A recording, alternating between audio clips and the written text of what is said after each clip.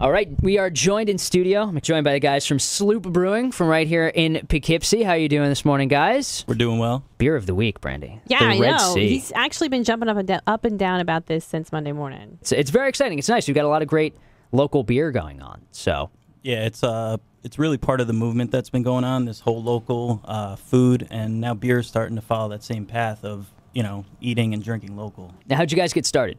To be honest, I was going to the Beacon Farmers Market a lot, and I wanted to see what it would take to be able to sell beer there. So I asked the market manager, and she said, you probably got to get some kind of permit. So, all right, give me a couple of weeks. Let me see what happens. I'll get a permit and start selling beer. And I realized it's a pretty regulated industry. Oh, yeah.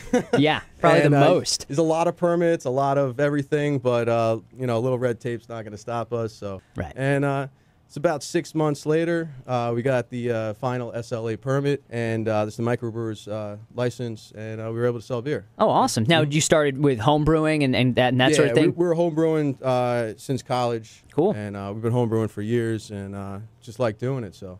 I started about a year and a half ago, and I have to say, I know there's a lot of people that I've gotten feedback from that are listeners of ours that also do home brewing. For people who are home brewers who are looking into getting into brewing, what's your one piece of advice for them? Just have fun doing it.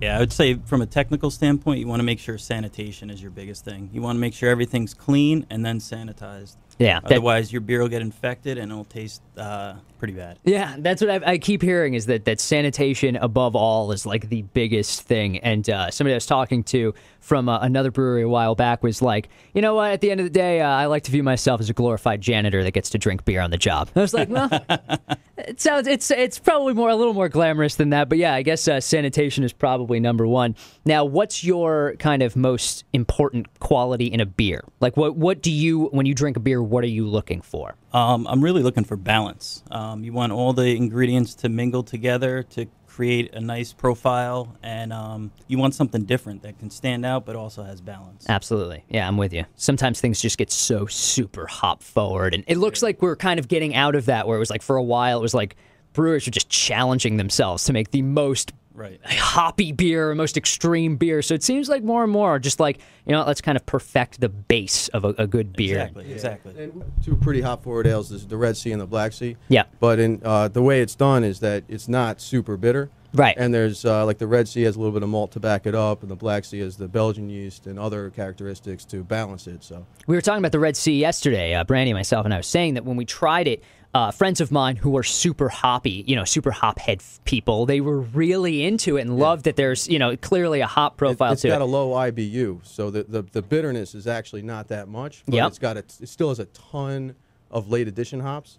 So you wind up with a lot of flavors and aromas without that super bitterness. Absolutely, and that's the other thing is my friends who are kind of more into kind of Belgian style beers and other German styles that are malt really malt heavy. They loved it too. So it's not going to alienate anybody if you're not somebody who loves super hoppy beers. You can still find a lot in the Red Sea that you're going to enjoy. So what's the what are the future plans, whether it's future beers that you've got in mind or expansion, things like that? We have a beer called the Sour Peach right now. It's out. It's available in 22-ounce bottles, and also will be in kegs shortly. And we've gotten a really good response from people, all kinds of people that drink craft beer from that. So we're going to probably take another sour direction, and we're looking for probably another sour beer, and it's going to be a raspberry sour, but completely black in color. Wow. And we'll probably age that on a little oak. So we want the appearance to look nothing like the taste. You're throwing it all in there. Misconceptions of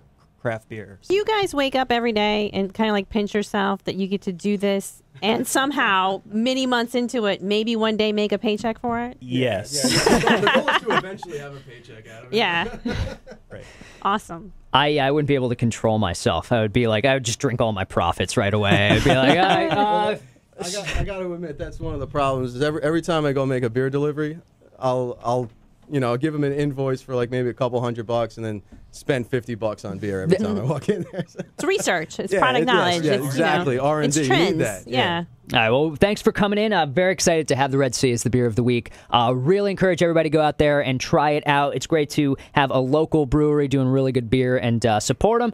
And hope to have you featured again and come back anytime, guys. Yeah, appreciate it. Thank you. Thanks a lot.